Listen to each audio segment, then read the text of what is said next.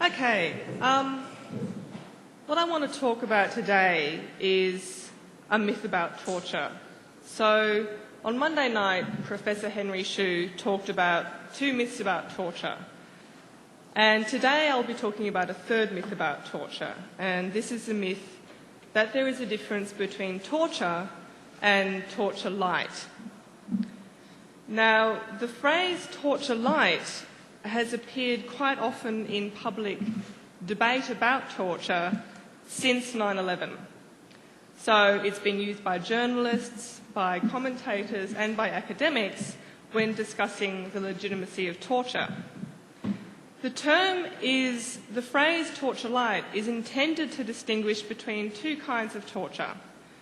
So torture that is violent, physically mutilating, cruel and brutal, and torture that is somehow less severe, not physically mutilating, that doesn't violently attack the victim's body, that is more restrained and perhaps less incompatible with liberal democratic moral values. Now, this distinction is not in fact recognised by any of the international conventions on torture, but it's a distinction that is important to address because it has played a part in the public debate about torture since 9/11. Now, what I want to argue today is that, first of all, torture light is just as cruel as the more traditional physical tortures that it's compared against. Second, I want to argue that the use of the language of torture light, the use of the term torture light in public debate, perpetuates what the philosopher David Lubin has called the liberal ideology of torture, the illusion or the picture of torture that believes that torture can be separated from cruelty and tyranny and used in a professional, restrained manner. Finally, I will argue that the language of torture light corrupts public discourse about torture in a very morally problematic way, a point made earlier by Dinah Pokempner this morning. It encourages the normalisation of torture and alters moral attitudes towards the torture debate. First of all, though, I want to explain a little more detail the features of the liberal ideology of torture, before explaining how the use of torture light, both the use of the term torture light and the use of the techniques themselves, sustains and perpetuates this ideology. Now, the distinction between, or making a distinction between torture and torture light is important to liberal democracies because it creates the belief that some forms of torture could be compatible with the liberal democratic commitment to the value of human dignity. And it creates the belief that there are some forms of torture that are not really as severe or as violent, and therefore that might be perhaps more justifiable if the resort to torture is seen to be necessary. Liberal democracies, by their overt commitment to individual dignity and the protection of human rights, position themselves in opposition to tyrannical and authoritarian regimes. And as a result, they are committed to the rejection of torture as a tool of political repression or intimidation. Torture, as David Lubin argues, is a microcosm raised to the highest level of intensity of the tyrannical political relationships that liberalism hates most. Torture aims to strip away from its victim all the qualities of human dignity that liberalism prizes. So torture is recognised as a violent assault on a person's humanity and dignity. Through its deliberate use of pain, suffering and humiliation, torture is the opposite of the liberal conception of the value of persons. So when liberal democracies resort to torture, as has occurred frequently both now and in the past, in the US, in the UK, in Israel, in France, they must attempt to separate torture from the traditional association of torture with tyranny and repression. As Lubin points out, It is only torture as intelligence gathering, torture to forestall greater evils, that bears no essential connection with tyranny. So as a result, the only justification for torture that could be at all compatible with the liberal commitment to human dignity and the commitment to rejecting tyranny would be what's called a dirty hands justification. So the idea is that torture is normally wrong, it's morally abhorrent, but that sometimes good people must do bad things to prevent disaster. So when it's justified in this way, torture can seem not only permissible, but even somehow morally praiseworthy. As the philosopher Stephen Holmes put it, the ticking bomb fable, which, as Fritz has said, is often used to talk about torture, it suggests the quiet heroism of those who, defying moral norms and legal conventions, choose torture. So in this picture of torture, in the liberal ideology of torture, torture would not be excessive, it would not be cruel, it would not be arbitrarily applied. Instead, it would be used with the utmost reluctance by dedicated public officials who recognise that to protect democracy, one must sometimes get one's hands dirty. Portrayed in this way, as Lubin says, it becomes possible to think of torture as the last resort of men and women who are profoundly reluctant to torture. So the torturer in this scenario is not a sadistic monster who delights in the humiliation and suffering of his victim, but he is an official, a conscientious public official who deeply regrets what he has to do. He is, quote, a kindly torturer, not a tyrant. Now, this picture of torture is enticing in its presentation of torture as the lesser of two evils, a reluctant choice made by officials who recognise that torture is wrong, but that to choose not to torture could be worse. So the moral harm of torture is recognised, but it is simply a lesser harm than the harm that would result from not torturing. There are several characteristics in this picture of torture that are worth mentioning. First, the use of torture is claimed to be restricted only to cases that meet very stringent criteria, where the survival of the state or the survival of hundreds of citizens is at stake. So it is usually assumed that the person who would be tortured is in fact a terrorist. Innocent people would not be tortured. Torture would cease as soon as the required information was revealed. And the torturer himself would not be a sadistic monster, but a conscientious professional who recognises the moral seriousness of what it is he is required to do. So torture would not become widespread or misused.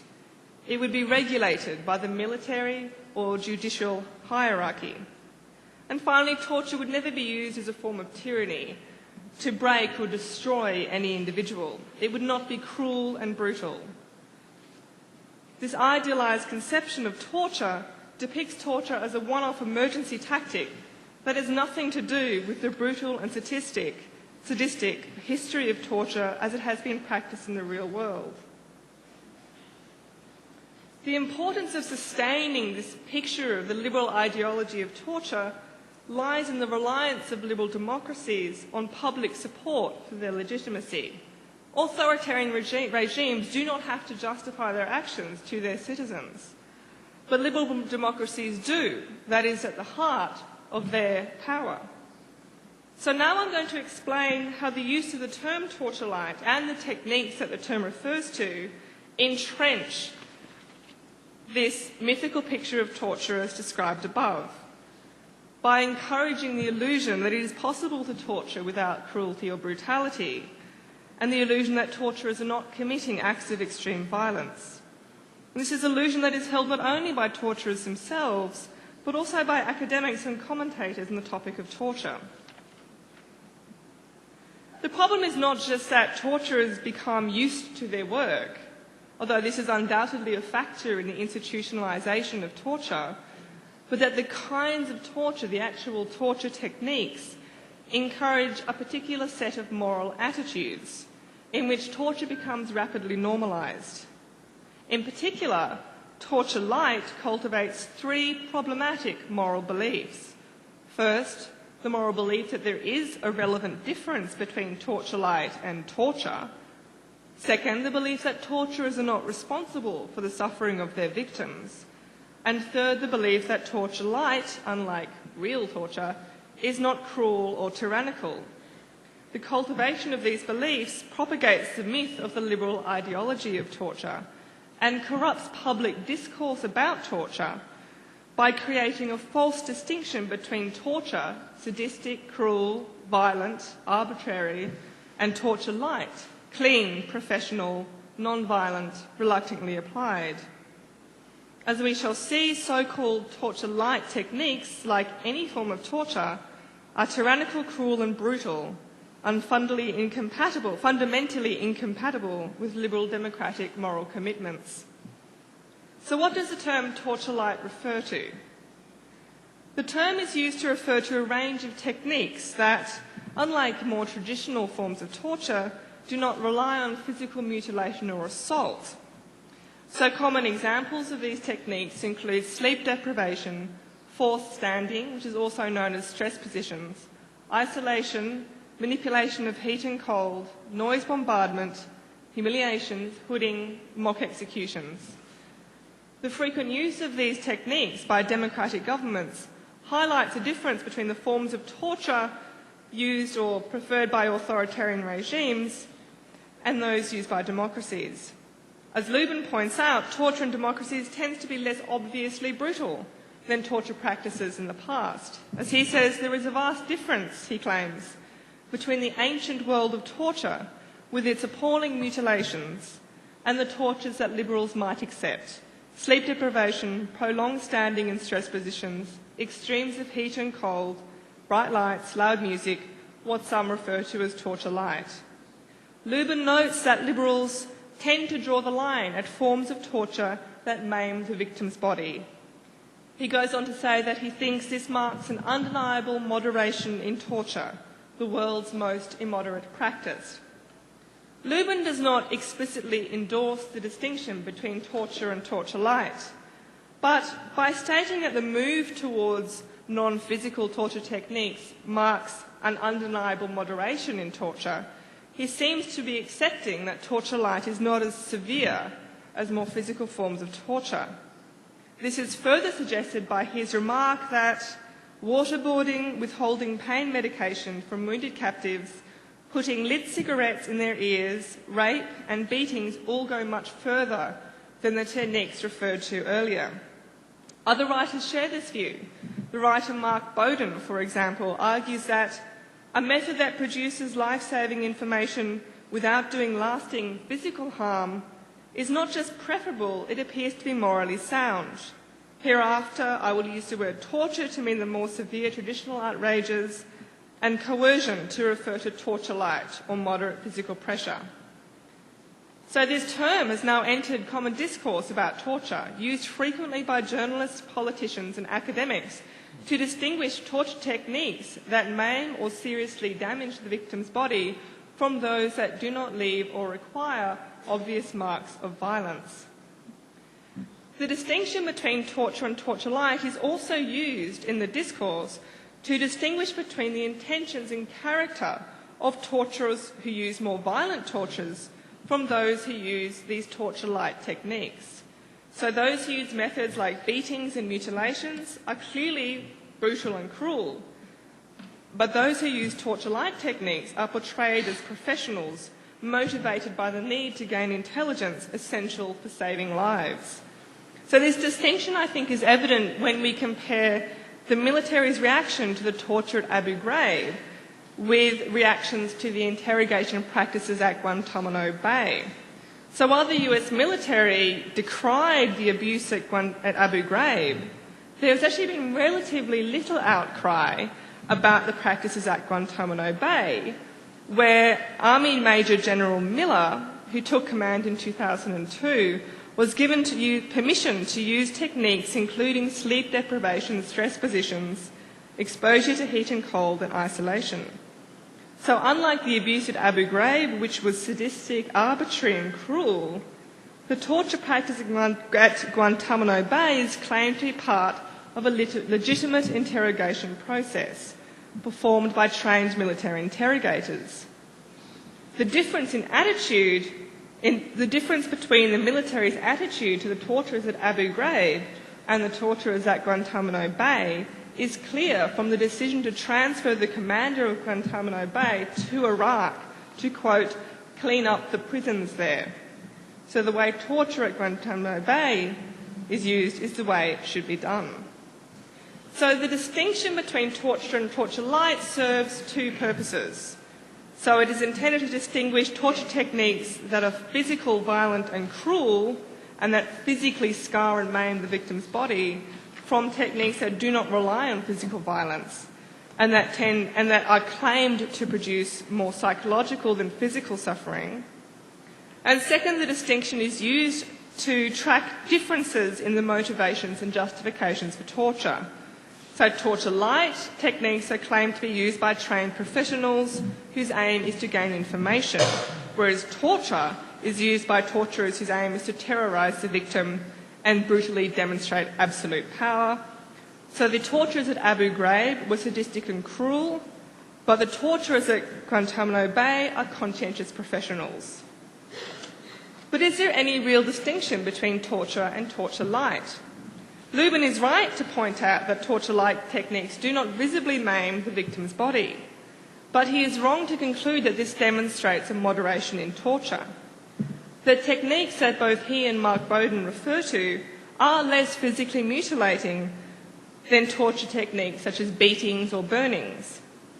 But our judgment about whether an act is torture or not should not focus on whether it leaves physical scars, but on whether it causes extreme suffering, and whether the intention is to cause extreme suffering.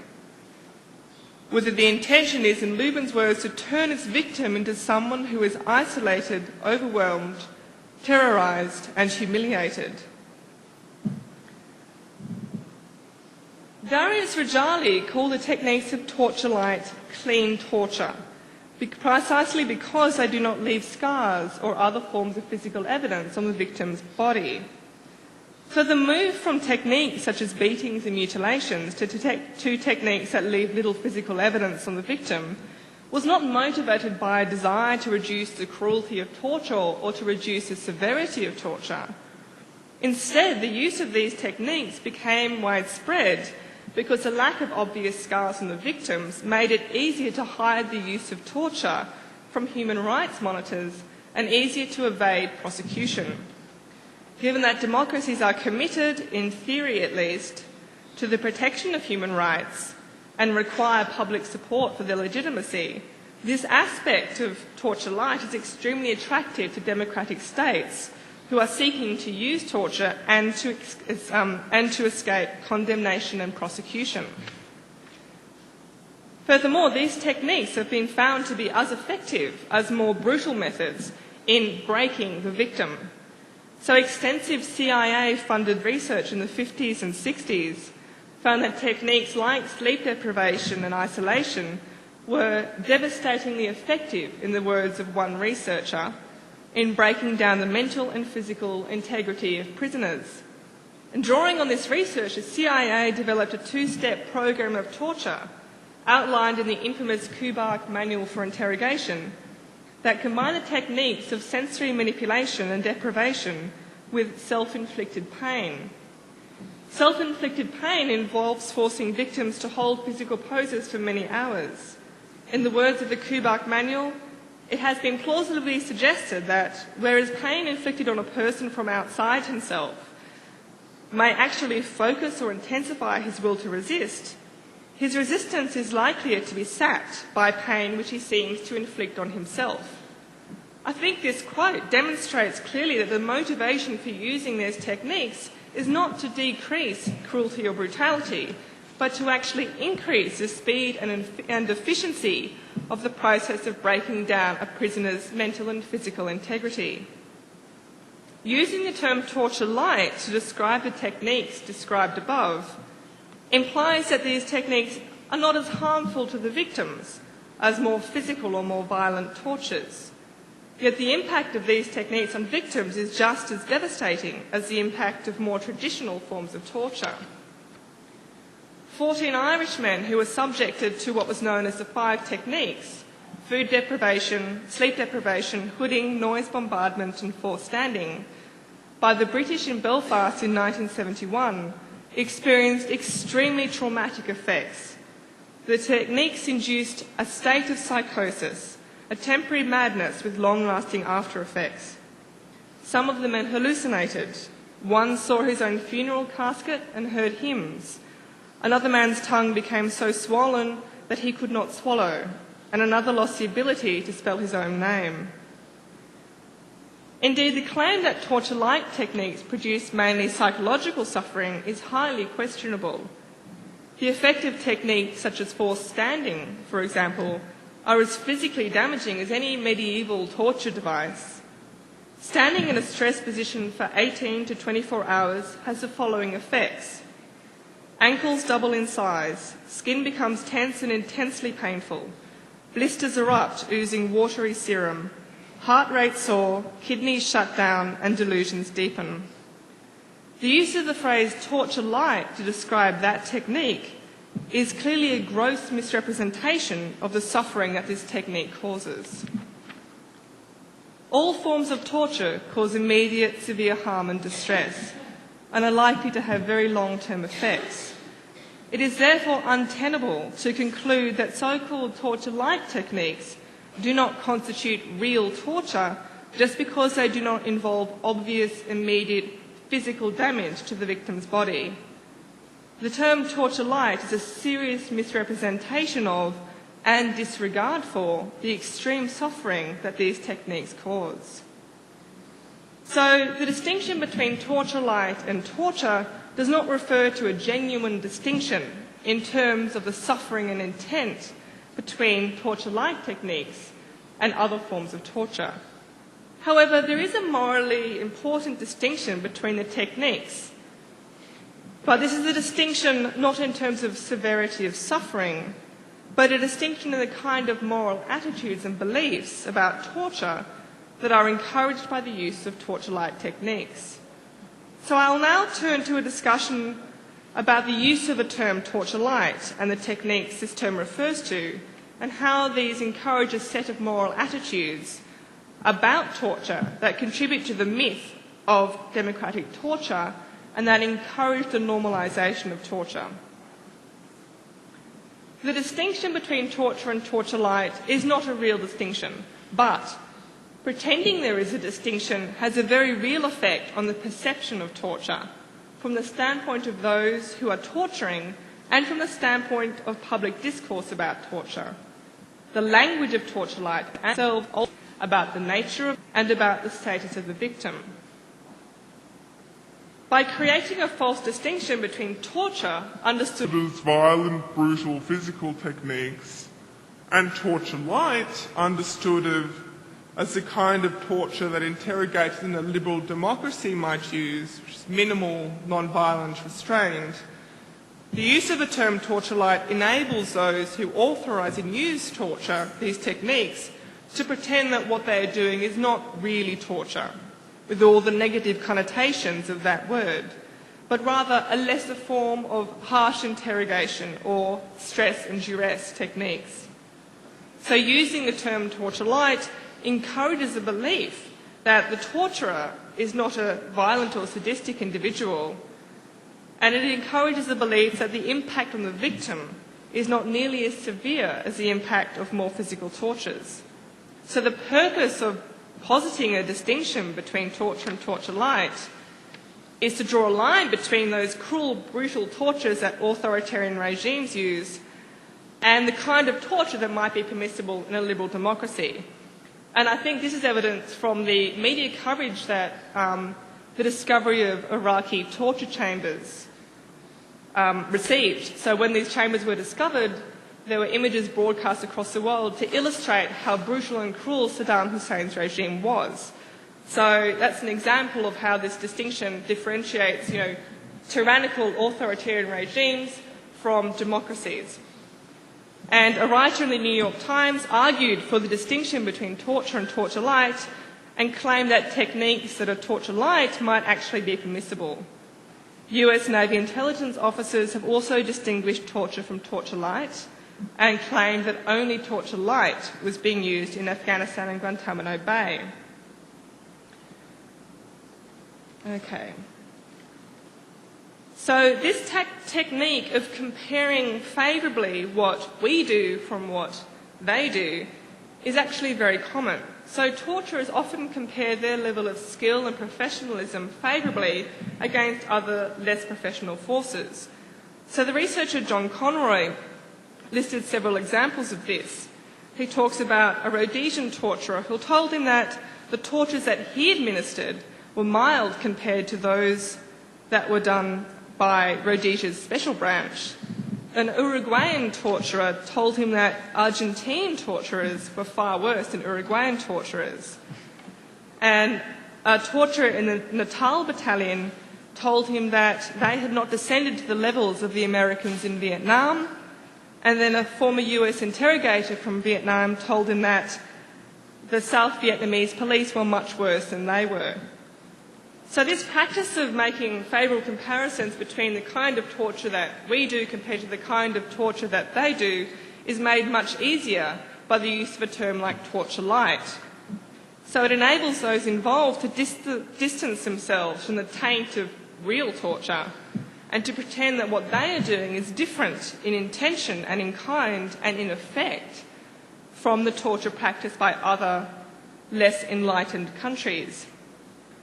So while the language of torture light encourages the belief that what is happening is not really torture, and the techniques themselves also encourage a set of beliefs about the motivations for torture, the responsibility for torture, and the nature of the victim's suffering.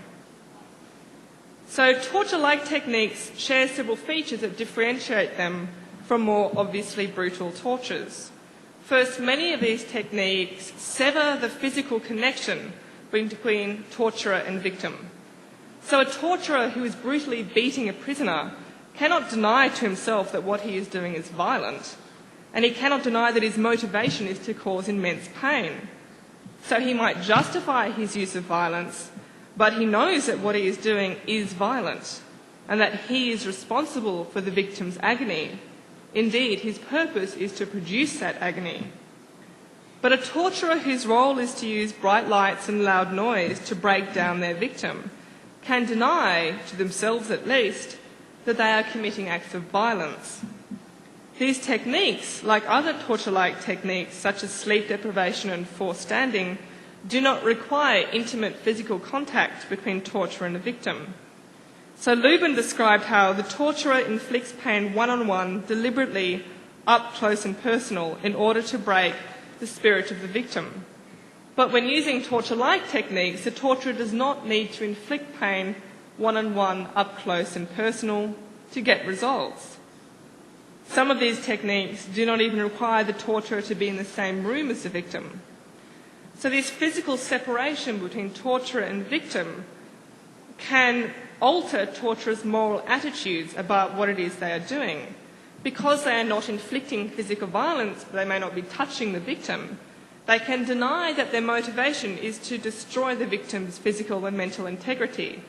And they can deny that what they are doing is a violent assault. I mean, there is no blood, there are no scars, there may not be any physical contact.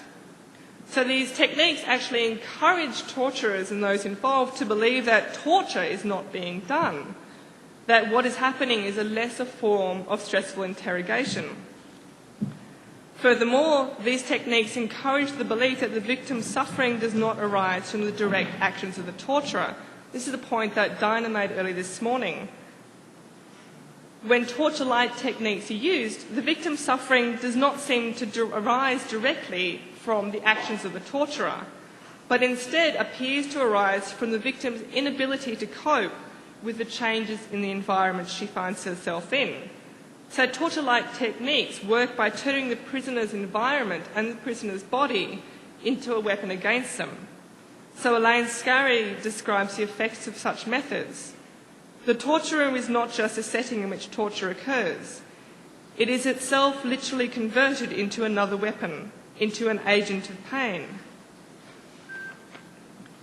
So the victim of torture-like techniques suffers because of her responses to the changes in her environment.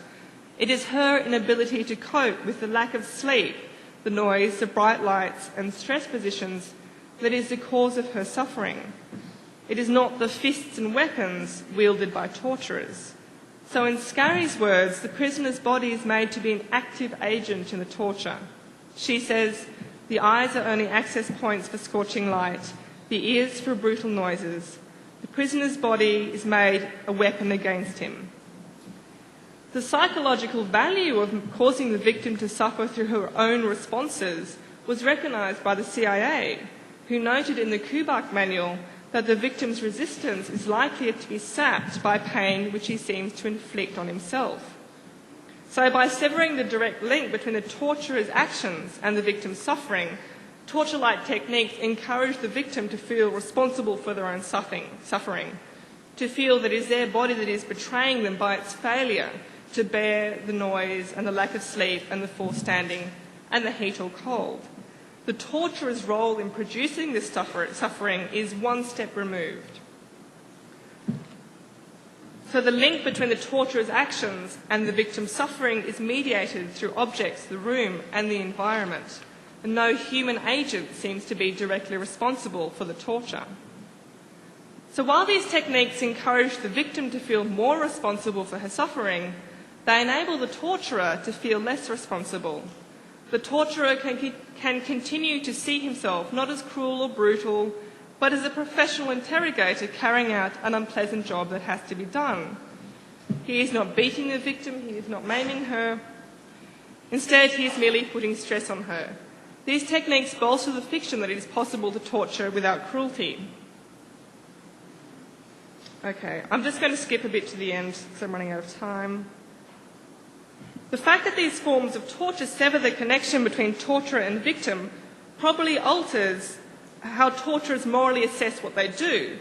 Our moral assessment of an action is affected by how it feels to do the action, what the philosopher Thomas Nagel called the moral phenomenology of an act. So we are more likely to judge an action wrong if we cannot bring ourselves physically to carry it out. So if we have to perform violent actions, we must find ways of reconciling the stress of performing the action with our belief that the action is justified. So when more violent tortures are used, torturers must find ways of managing the emotional stress of inflicting violence. But when torture-like techniques are used, they do not have to inflict this violence themselves, and the fact of the victim's agony is made invisible to them. It makes it easier for them to ignore the moral fact of human suffering. Furthermore, the lack of physical violence hides the victim's suffering from observers.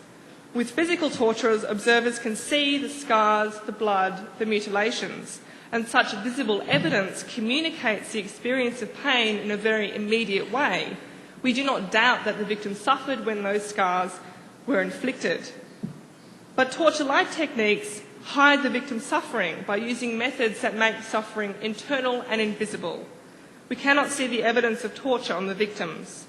Instead, we have to rely on their descriptions of their experiences. And the impossibility of truly understanding what it must feel like to be subject to these techniques makes it easy to dismiss them as less brutal and cruel than more visible tortures. Okay.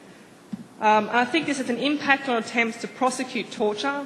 So the European Commission of Human Rights argued that the 5 techniques I discussed earlier were not quite torture, and French torturers in Algeria was hampered by the lack of physical evidence on the victims.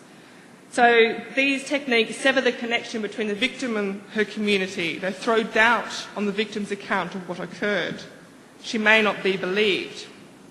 So in conclusion, I've argued that using the term torture-like in debates about torture and also the techniques themselves create a false perception of the legitimacy of torture. The term pretends to differentiate bad torture from professional or perhaps less severe torture, and this alters the debate about torture by changing the question from should we use torture to what kinds of torture could we use. Furthermore, this move is aided by the fact that torture light minimises the extent of the victim's suffering and hides it from outsiders, throws doubt on the truth of their experiences, and enables torturers and those who use torture to deny that torture is being used. This perpetuates the myth of the liberal ideology of torture, the myth that torture can be not cruel or brutal or tyrannical, and this corrupts the public discourse about torture. So finally, I've argued that torture light is a myth. There is no distinction between torture light and torture. Torture light is as cruel, as tyrannical, and as much a violent assault on the victim as the most barbaric medieval torture device. And I think we must challenge the use of language that pretends otherwise. Thank you.